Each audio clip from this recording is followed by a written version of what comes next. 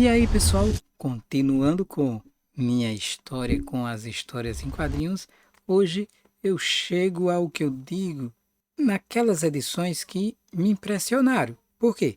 Nos episódios anteriores eu falei daqueles quadrinhos que me fizeram aprender a ler, de certa forma aprender a desenhar, porque eu queria desenhar aqueles quadrinhos. Hoje eu vou mostrar aqueles quadrinhos que mais me impressionaram. Aqueles quadrinhos que fizeram ver que o quadrinho não era só uma coisa simples, ali também tinha uma arte. Algo que mudava completamente a visão daquilo que eu estava vendo. Ou seja, se até o momento eu estava vendo um quadrinho simplista, umas histórias simples, a partir daqueles quadrinhos que estavam me impressionando, eu podia ver que não era só isso. Se liga aí que eu já volto depois da vinheta falando e mostrando esses quadrinhos. Pois é, os quadrinhos é algo que faz com que você veja a arte, né? Porque ali tem texto e tem quadro. E eu considero aqueles quadros uma obra de arte em determinado quadrinho. Tanto na forma de você contar uma história, como na forma de você desenhar, colorir ou até mesmo enquadrar. E eu vou começar com um dos primeiros quadrinhos que me impressionou nesse sentido, que parecia que eu estava assistindo a um filme, sério, parecia mesmo, que foi O Demolidor de Frank Miller. Ele fazia uma sequência de quadros que impressionava muito, ao menos a mim na época, viu? Lembre que Frank Miller começou a desenhar o Demolidor no final dos anos 70. Aqui foi publicado nos anos 80 em Super Aventuras Marvel. A edição que eu vou mostrar aqui já é uma edição encadernada em formato maior, não é mais não é em formatinho, como foi publicado e como foi que eu vi em Super Aventuras Marvel, o que ainda deixa mais impactado, porque eu tinha visto em Super Aventuras Marvel em formatinho, então eu vi reduzido. No formato americano, que é um pouco maior, eu ainda vi mais detalhes, eu ainda vi mais coisas e que ainda me impressionou muito mais e ainda hoje me impressiona. Então eu vou começar a mostrar essas edições. Olha aqui o que eu digo. Isso aqui foi publicado em Super Aventuras Marvel, né? Essa saga de Demolidor de Frank Miller, com a arte final de Claude Jason. Ele fazia umas sequências de ação que mais parecia a pessoa estar assistindo um filme. Algo que até então eu não tinha visto em quadrinhos. Olhe só aqui. Esse é o formato americano. E esse é o formato que foi publicado a primeira vez. Tá vendo a diferença? Eu vi a primeira vez aqui no formatinho, depois vendo no formato maior, aí sim é que eu poderia e posso, né, ainda admirar mais as sequências de ação, a forma de enquadramento que até então eu não tinha visto nos formatinhos. Então eu fiquei impressionado dessa forma de desenhar e escrever quadrinho que Frank Miller estava mostrando aqui em O Demolidor. As sequências de ação, o preto e o branco, o olhar que ele fazia de assombro quando aparecia alguma coisa que remetia até filmes de terror. Parecia até que a gente estava assistindo um filme de terror. A pessoa, o olhar daquela pessoa, a gente já sentia o terror. Justamente por esses enquadramentos que ele fazia. Sequências de ação perfeita, onomatopeias, tudo isso eu estava vendo e ficando impressionado no Demolidor de Frank Miller. Sequência de ação e sempre terminando a história muito, muito massa. Dando um gancho para a próxima edição. Cara, isso é massa demais. Você dá um gancho com que faça realmente você querer ver a próxima edição. Isso é legal demais. Esse Demolidor aqui de Frank Miller, nas Aventuras Marvel, rendeu depois 4 edições no formato americano. Cada uma delas tem algo no quadrinho que me impressionava cada vez mais. Inclusive, eu já mostrei essa cena aqui em outro vídeo aqui, justamente pela forma que ela foi escrita e desenhada, com o repórter tentando investigar uma fonte. Ó, você vê a sequência, ele é o telefone aqui descendo, aqui aparece uma adaga que, para quem conhece os quadrinhos, sabe muito bem a quem pertence a adaga. Mas aqui, olha, quem pertence. Vou continuar na história. Segue a página com o repórter aqui, ó, investigando. De repente, ó, a adaga fura o peito do cara. Olhe esse olhar de terror. O olhar, a conversa, a cara de terror que ele fica até finalizar aqui nessa cena totalmente petrificada do repórter. Essas 3 páginas aqui, na época que eu li e vi, fiquei muito impressionado. Queria muito escrever e desenhar dessa forma. Não, não é fácil. E, além das sequências de terror, tinha as sequências de ação que ele continuava arrasando. E nessa época, o desenho de Frank Miller não era tão estilizado quanto é hoje, né? Como essas edições foram publicadas bem depois, né, reeditadas, na capa tem um exemplo da arte de Frank Miller hoje. Veja só, é bem estilizada comparada ao que ele fazia, que era assim, desenho bem clássico, sequências de luta com onomatopeias perfeitas. Outra sequência de suspense que eu vou mostrar na página anterior. Olha só, na luta de Elektra com o Demolidor. Então, ela aqui destrói o Demolidor, vence, né, numa luta, e ela percebe que tem alguém, olha aqui, vendo a luta, justamente pelo tossido do cara. Ela pega a adaga, aqui, olha só, e no próximo quadrinho a gente vê o terror, que é você ser descoberto, e o cara tentar correr, o olhar desesperado aqui, ó, nesse último quadrinho ali, o olho do cara, a adaga vindo, a divisão do quadro, a adaga pegando e o quadrinho ficando escuro para mostrar que o personagem foi acertado. Cara, isso é fantástico de ver numa história em quadrinhos. Essa forma de escrever e colocar as sequências de ação, as sequências de mostrar o personagem, o medo, o que está acontecendo, deixava, ou melhor, ao menos eu deixava surpreso, deixava assim, querendo saber o que era que acontecia, porque esse final da edição finalizava aqui, mas a história continuava em uma próxima edição. E a gente, ao menos eu, queria saber o que era que tinha acontecido, o que ia acontecer.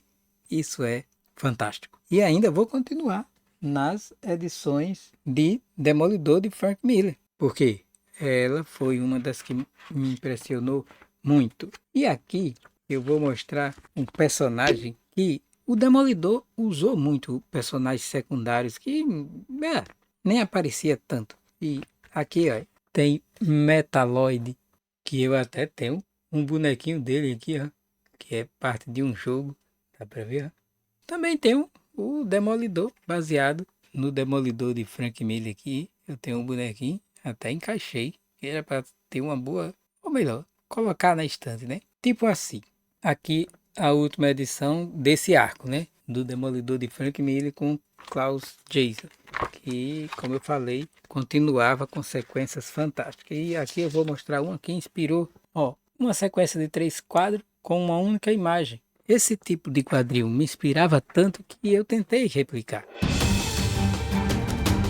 Nos anos 90, fazendo meus quadrinhos à mão, olha só, literalmente à mão. Vou só demonstrar aqui, ó, os desenhos dentro e uma sequência onde eu, ó, divido também a arma de fogo em 3 quadrinhos, colocando os textos totalmente inspirados na cena de Frank Miller. E depois Frank Miller ainda me impressionou nessa edição aqui, que essa aqui eu tenho em formatinho. Continuando no roteiro, né? Porque aqui ele foi só roteirista, com a arte de Dave Mazzucchelli, que é outro muito massa. Ao menos para desenhar essa história, né? Não vi outros quadrinhos desenhados por Mazzucchelli e não fiquei tão impressionado. O desenho continua o mesmo, mas a importância de um bom texto para funcionar com a história é tudo. Ou seja, se o texto não é bom, seu desenho pode ser maravilhoso. Mesmo assim, vai ficar mais do mesmo. Por isso que, na minha opinião, tem que casar primeiro o texto tem que ser bom, depois a arte tem que funcionar muito bem para aquele texto. Coisa que funcionou muito bem aqui, texto de Frank Miller com a arte de Dave Mazzucchelli. Vou dar só uma demonstração de uma cena, olha só, essa cena aqui, que são pessoas normais, ou seja, o repórter tentando salvar a própria esposa aqui. Olha, olha, essa cena aqui, isso aqui, a primeira vez que eu vi no formatinho, parecia que a cena estava em movimento. Como eu falei, o quadrinho me impressionava. Dessa forma, como é que algo que é totalmente estático faz com que fique impressionado? Então, eu fiquei. Minha impressão para aquela arte, para aquele texto, tudo encaixava perfeitamente. Agora, partindo para a próxima edição que me impressionou, que ainda é de Frank Miller. No episódio anterior, eu falei que até o momento eu só tinha falado, ou só tinha comentado, dos quadrinhos Marvel. Mas o legal é que Miller foi desenhar quadrinhos da DC. E qual foi o primeiro? Pelo símbolo aqui já dá para ver, né? E não, essa edição aqui, essa capa foi eu que coloquei, só para proteger as outras, a edição mesmo, né? Que aqui é o Cavaleiro das Trevas de Frank Miller. Essa edição aqui, publicada aqui no final dos anos 80. Uma coisa, eu não tinha comprado a primeira edição. Eu comecei com a segunda edição. Era a época que começou a surgir por aqui, eu digo por aqui, né, começaram a publicar edições mais diferentes do formatinho, né? Então essas edições, o Cavaleiro das Trevas foi uma da primeira. Quando eu vi essa capa e comecei a ver as edições dentro, essas coisas em preto que davam um mistério, que o Batman era um mistério. Essa cena aqui foi replicado num filme de Zack Snyder, né? Olha só, a sequência, o cara tirando e o Batman arrombando a parede e surgindo.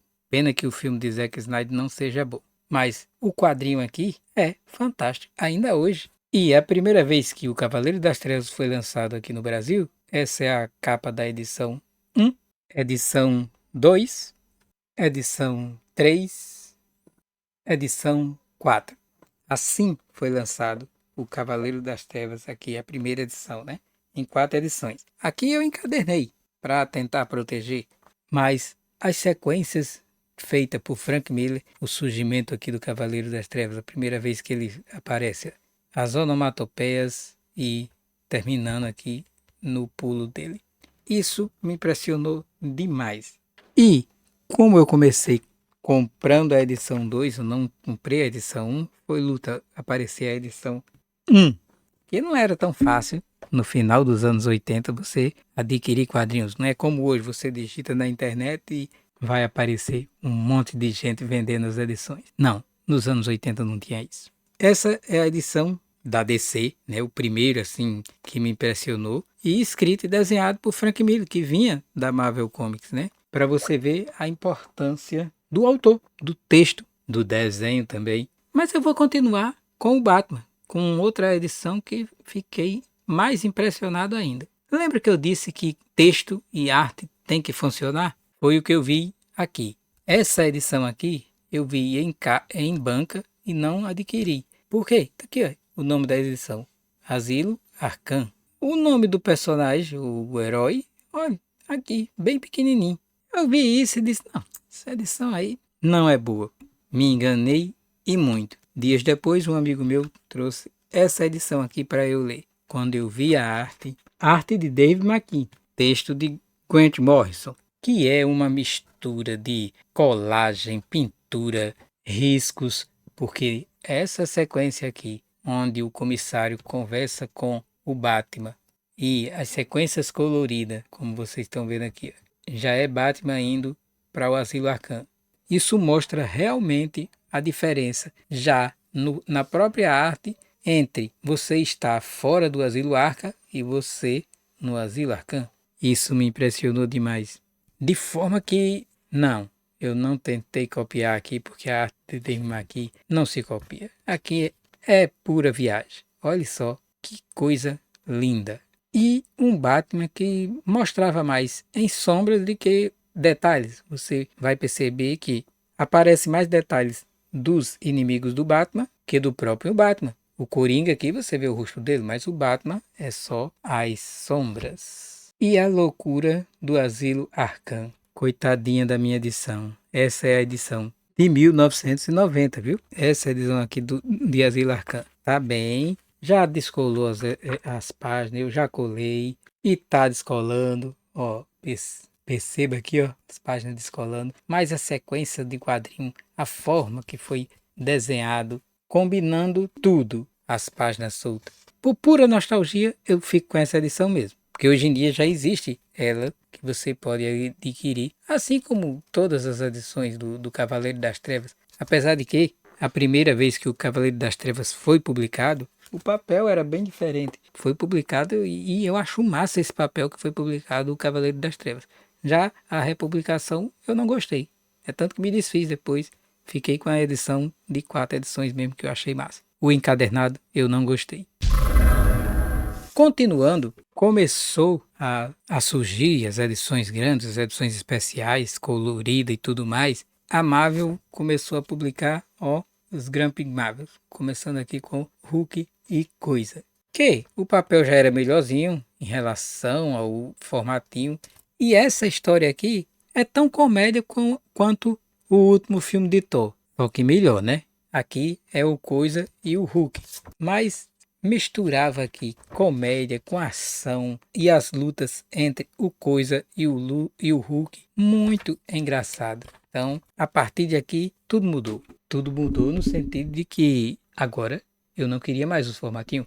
Queria ver esse tipo de quadrinho, né? Esse formato maior, as cores melhores, o papel melhor. A coisa ruim era o preço, porque também era maior. Mas não foram todas as edições do Gramping Marvel que eu gostei. Começou com o Hulk e o Coisa, e o outro que eu vim gostar foi aqui, Justiceiro, Retorno ao Grande Nada, de Mike Zeck. Aqui eu gosto tanto da arte de Mike Zeck, né? E o texto para essa aventura de Justiceiro. E o final da aventura, que eu não vou entregar, a última página eu achei fantástico. Mike Zeck já tinha feito Justiceiro na prisão, nas Super Aventuras Marvel, inclusive foi depois encadernada. Eu não gostei, porque a história começou escrita e desenhada por ele e os parceiros, mas quando finalizou a história, o desenho não era dele. Se o desenhista que tivesse pego as edições para terminar, ao menos se parecesse com a arte de Mike Zeck, tudo bem, mas era totalmente diferente. Então, para mim,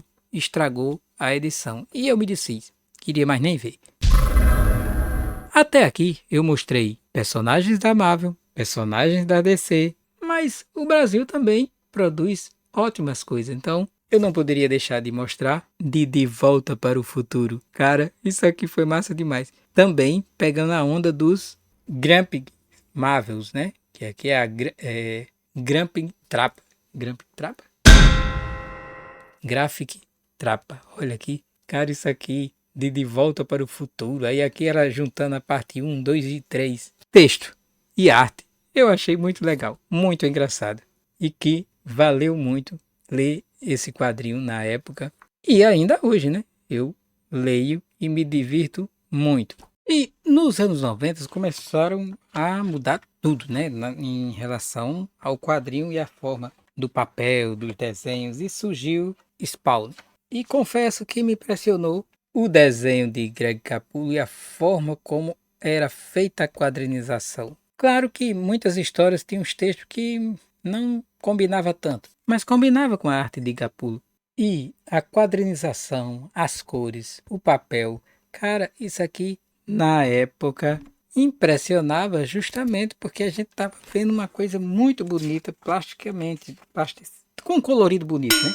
Como eu gosto de histórias de detetive, em muitas edições do Spawn, ele era apenas coadjuvante. Muitas histórias eram centradas mais nesses dois detetives do Spawn. Aí vinha com os desenhos de Capullo, com esse risquinho bem fininho e quase que caricatural. Eu achava lindo, ainda hoje acho. Histórias sombrias, quadrinização totalmente diferente. Então isso fazia com que a gente, ao menos eu, né, quisesse ler. E eu peguei várias edições aos quais tinha os dois detetives, que é Sam e Twitch, acho que é assim o nome deles. Cara, tem umas sequências com esses dois, umas sequências, né, que são mais de uma, com esses dois detetives que são muito massa. Então, eu acabei encadernando algumas edições, encadernando literalmente, que tem 4 edições juntas, 4 edições, 5 edições aqui, assim, porque para mim eu lia e não importava se eu recortasse a edição, o que eu queria era guardar para ter como referência, para sempre que precisar poder ali observar, aprender. Aí eu recortava as edições, encadernava, recortava as capas, justamente para ficar com aquelas edições ali quando eu precisasse ver ou me inspirar com alguma arte que eu fosse fazer, vinha aqui nessas edições que eu encadernei. E a arte de Greg Capullo me impressionava demais. Esse tipo de arte, aí os prédios que ele fazia aqui, os risquinhos bem fininhos, com uma perspectiva curva e um traçado muito, muito legal. Cara, eu ainda hoje olho para me inspirar. Então aqui, ó, Spawn. Hoje em dia, a arte ainda continua impressionante. As histórias, nem tanto, mas a arte ainda é a arte. Eu já falei em outros vídeos que não curto muito quando a história ou o quadrinho é desenhado ou pintado de uma forma muito perfeita, porque eu me lembra muito fotonovela, aquela coisa de ser fotografado e colocado um texto.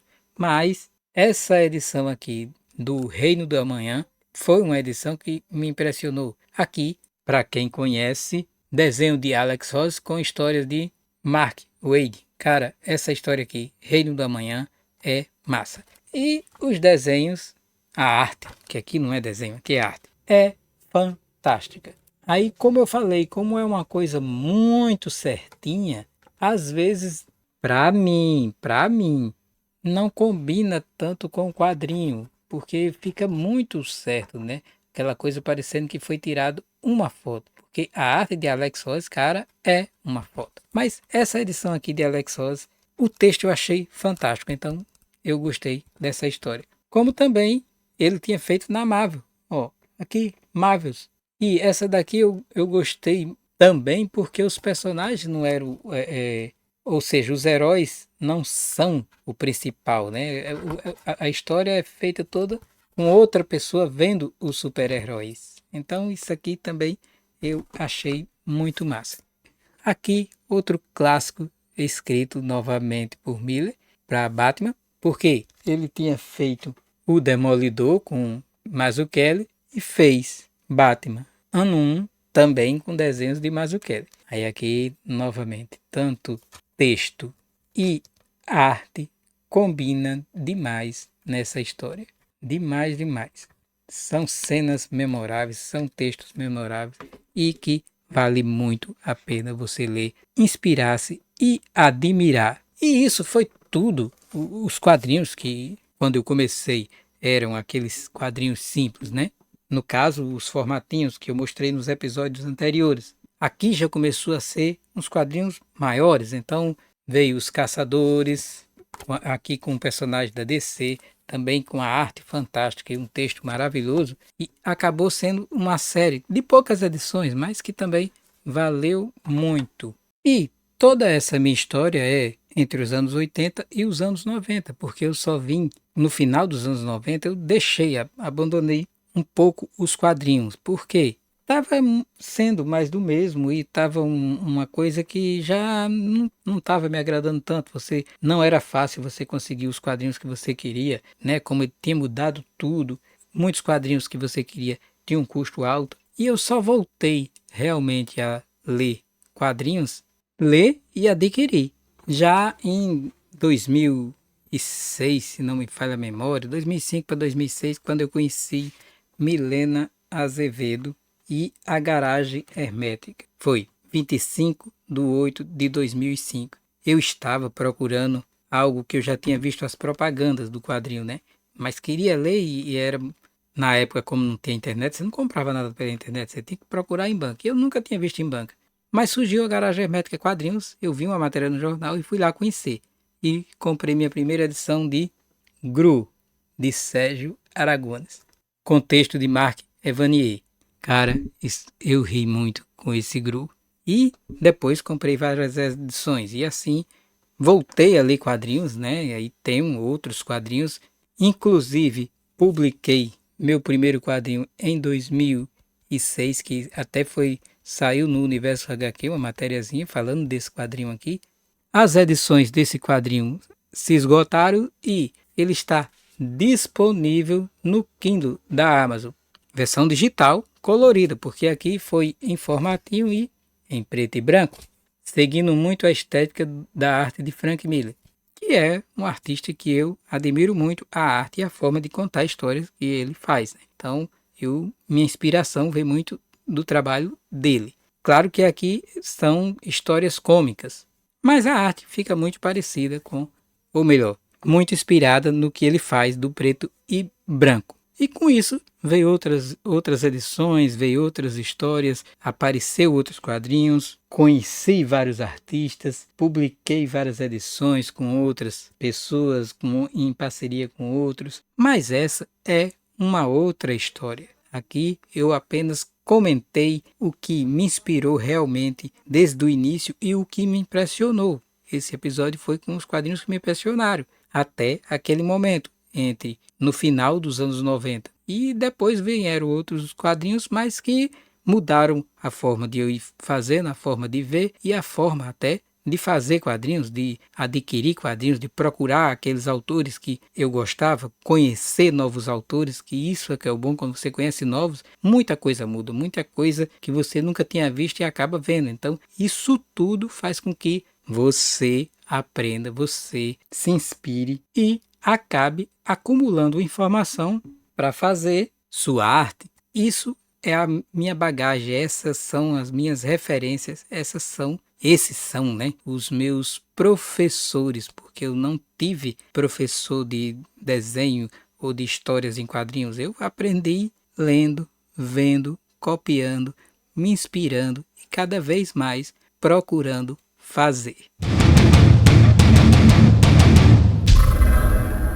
E nesse fazer, eu tenho meus quadrinhos no Kindle, que são esses aqui, que está disponível no Kindle. Aí lá tem policial, vai ter essa edição colorida, outras edições de Enigma, tudo no formato digital.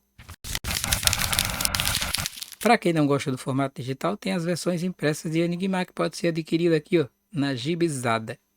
E para ver mais e mais da minha arte, todos os links onde você pode encontrar o meu trabalho, é só acessar o meu blog, que lá tem todos os links. Então não deixe de conhecer, não deixe de compartilhar, se inscreva, curta e ajude o canal a crescer.